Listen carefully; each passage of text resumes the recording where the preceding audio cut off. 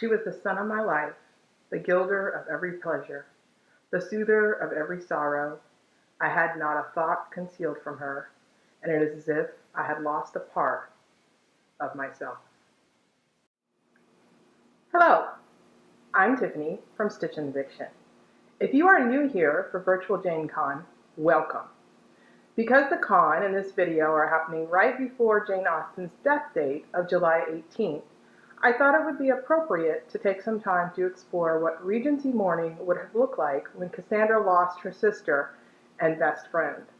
While I do not claim to be an expert on these topics, I am a Janeite who thought it would be enjoyable to share what I have learned through reading and research with some fellow Janeites during Virtual Jane Con. Cassandra Austen's words to her niece upon the death of her sister Jane reiterate the closeness of their sisterly relationship. While we could assume that many of the emotions of grief that Cassandra experienced were similar to those that we experience today, the physical observance of mourning would have differed. While Queen Victoria and the Victorians are legendary for their mourning rituals, these Western mourning practices have started long before the Victorian era.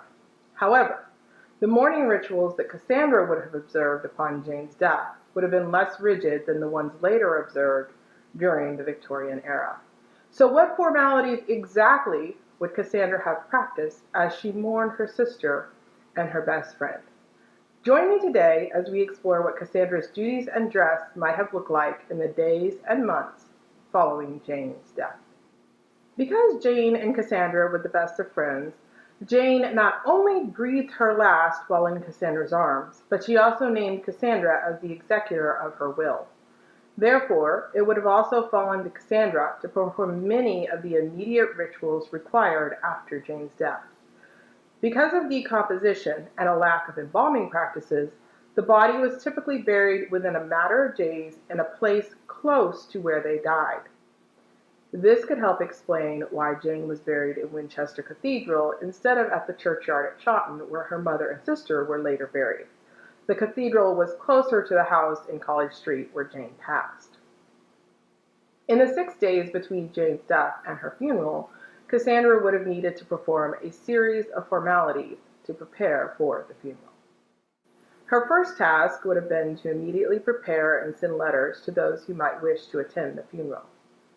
These letters would have a black wax seal instead of the commonly used red wax, so that recipients would know immediately upon receipt that it was a funeral notice. In addition, someone had to sit with the open casket both day and night until the burial.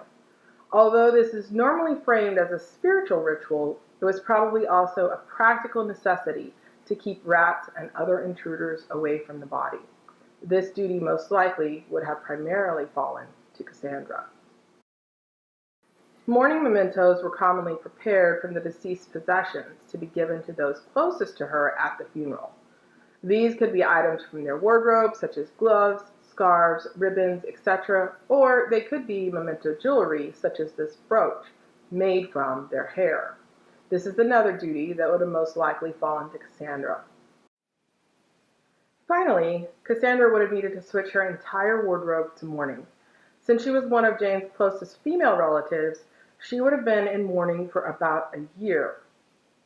Although the wealthy could afford to get an entire wardrobe made of black, the genteel poor, like Cassandra, had to get creative.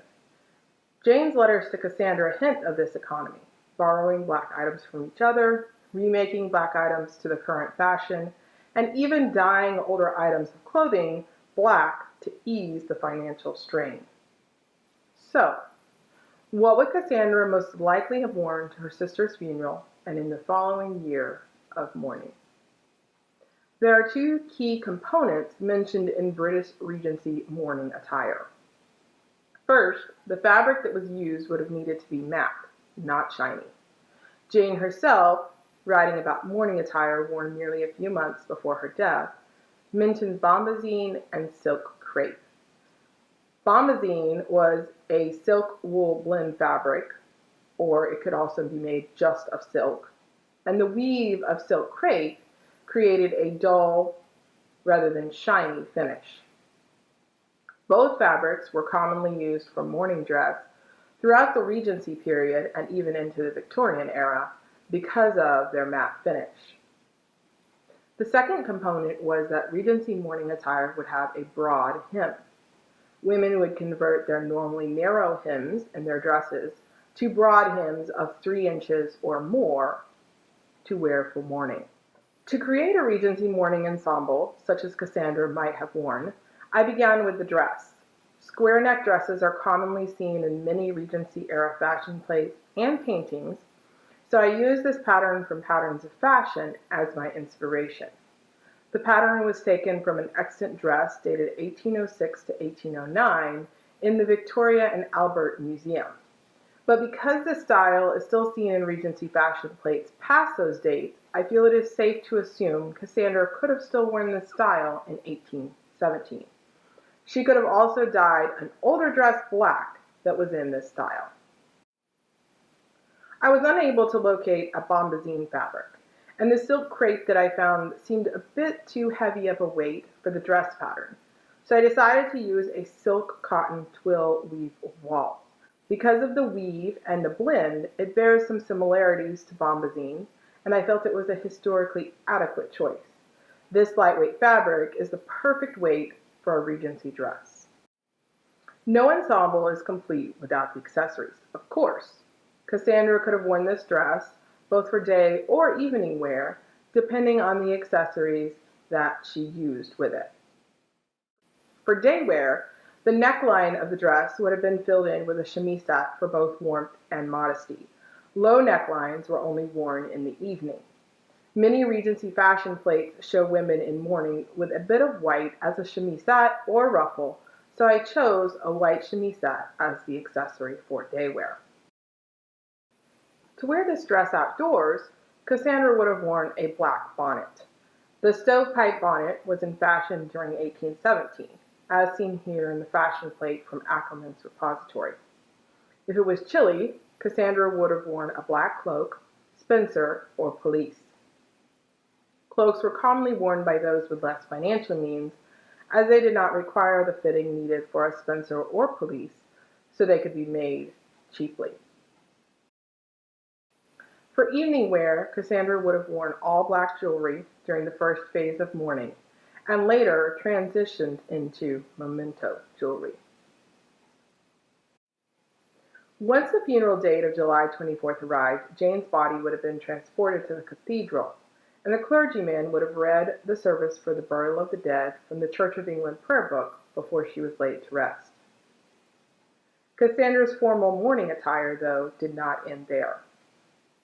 Although the time frame to remain in mourning widely varied during the Regency period, unlike the strict 1 year and 1 day given during the Victorian era for close female relatives, Cassandra most likely dressed in full mourning attire for the year following Jane's death.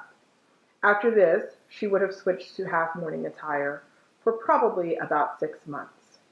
Once that was over, she could finally return to her regular attire. Thank you so much for joining me today as I researched Regency mourning traditions and created a Regency mourning ensemble. Please know that this is only an overview. There is much more information to be found regarding Regency mourning rituals. Most of my information today, video, is found from these 2 books and a bit of internet research. There's Jane Austen's England, also known as Eavesdropping in England, if you get it published in the UK. And then there's also Dressed in the Age of Jane Austen. Both of these were very helpful, and I actually got most all of the information from these 2 books. There was just a few internet sources that I used. I would like to highly recommend that you check out the other Virtual Jane Con videos. I have linked the Virtual Jane Con playlist below, and the lineup for the con is fabulous this year. I'm super excited to watch several of the videos myself this year. I would especially like to thank Bianca Hernandez-Knight and the other volunteers for the opportunity to be a part of Virtual Jane Con once again this year, and for all of their hard work in organizing this event. If you liked my video today, please like, share, and subscribe. Thank you so much for watching, and I'll see you next time.